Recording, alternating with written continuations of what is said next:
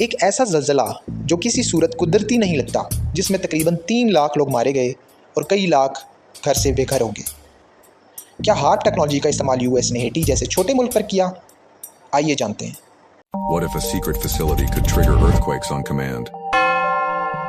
HARP and artificial earthquakes, one of the world's most mysterious projects, a massive facility hidden in the remote wilderness of Alaska. HARP, officially called the High Frequency Active Auroral Research Program, but many claim it's far more than just a scientific research project. 12 जनवरी 2010 को Hattie के शहर port Prince में एक तबाहकुन ज़लज़ला आया जिसका magnitude था 7.0।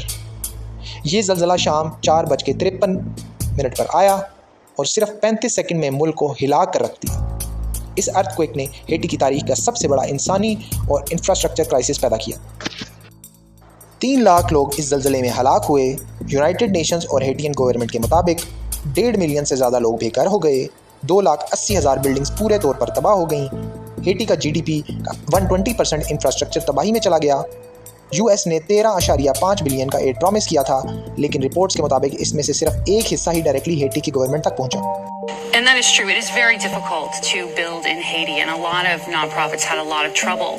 But still, it is possible to do. And at this point now, 5 years after the earthquake, other NGOs have been able to build 9,000 homes. The Red Cross has had $500 million and 5 years in Haiti, and they have built 6 homes. कई लोगों का कहना है कि ये ज़लज़ला natural नहीं था, बल्कि हार्प टेक्नोलॉजी के ज़रिए आर्टिफिशियली क्रिएट किया गया था।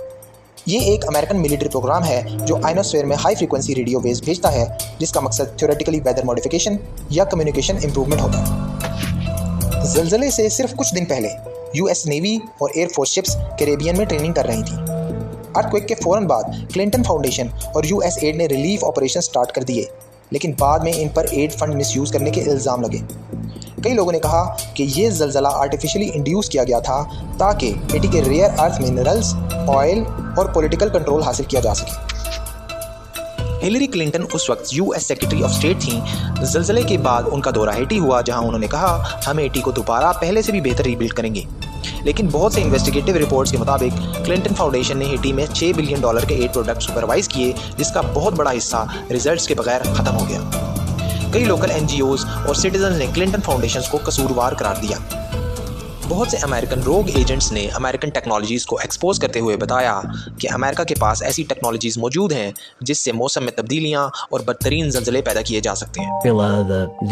The architecture for the HARP project up in Alaska, a lot of it comes from Tesla's research. And it took me quite a while to connect the dots, but you will find Tesla's missing work suddenly shows up in patents from this guy somewhere in Alaska, I forget his name, and out of the blue he lands a contract with the DoD for a lot of money, and they build a facility in Fairbanks, Alaska. And what it does is ionizes and creates plasma in the atmosphere. And they say we use this to test the atmosphere, but it could also be used for all kinds of processes. आपका इसके बारे में क्या ख्याल है? क्या ये सिर्फ कॉन्स्पिरेसी थ्योरी है या सच्चाई छुपाई जा रही है? कमेंट करके हमें ज़रूर बताएं।